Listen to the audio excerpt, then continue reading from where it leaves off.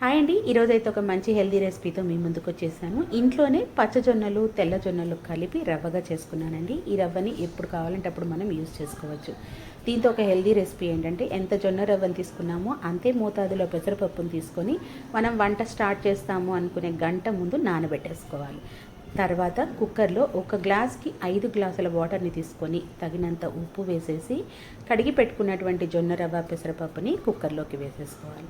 దాదాపు 4-5 విజిల్స్ వచ్చే వరకు ఉడకనివ్వాలి. ఇలా పప్పు రవ్వ వేసుకున్న తర్వాత కాస్త పసుపు వేసేసి మూత పెట్టి 4-5 విజిల్స్ రానివ్వండి. తర్వాత ఆవిరంతా పోయిన తర్వాత కుక్కర్ మూత తీసి చూపిస్తున్నాను.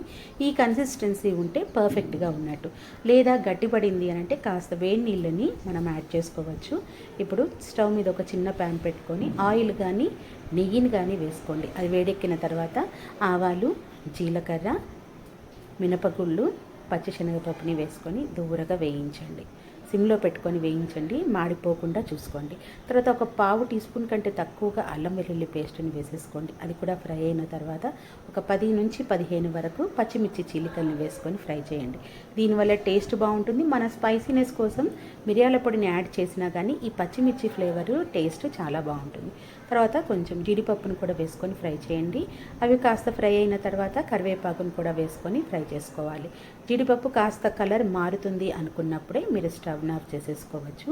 ఈ రెసిపీ అయితే బ్రేక్ఫాస్ట్కి బాగుంటుంది, లంచ్కి బాగుంటుంది, డిన్నర్కి కూడా బాగుంటుంది. తర్వాత ఇవన్నీ వేగిన తర్వాత మనం కుక్కర్ని మళ్ళీ స్టవ్ మీద పెట్టేసి ఇవన్నీ వేసేసుకొని 1 నిమిషం పాటు ఉడికించుకుంటే సరిపోతుంది. ఆ ఆయిల్ కానీ నెయ్యి ఫ్లేవర్ కానీ మొత్తం రవ్వకి పట్టాలి కదా, అంతవరకు ఉడికించుకోండి, సరిపోతుంది. తర్వాత దీంట్లోకి ఫైనల్గా ఇంకా స్టవ్ ఆఫ్ చేసేస్తాము అనే ముందు కాస్త మిరియాల పొడిని యాడ్ చేసేసుకున్నాము అని అంటే వేడివేడిగా తింటే భలే ఉంటుంది. సైడ్ డిష్ కూడా ఏం అవసరం లేదు. ఎవరైతే వెయిట్ లాస్ అవ్వాలనుకుంటున్నారో లేక హెల్తీగా ఫుడ్ తీసుకోవాలనుకుంటున్నారో, షుగర్ ఉన్నవాళ్ళు కానీ ఇది తీసుకున్నారు అని అంటే ఆరోగ్యానికైతే చాలా మంచిది. టేస్ట్లో అయితే రాజీ పడాల్సిన అవసరం లేదంటే చాలా చాలా బాగుంటుంది. కాకపోతే ఒకటే ఏంటంటే వేడిగా సర్వ్ చేసుకోవాలి, చల్లారితే అంతగా బాగోదు. సో వేడిగా సర్వ్ చేసుకొని హ్యాపీగా తినేసేయండి.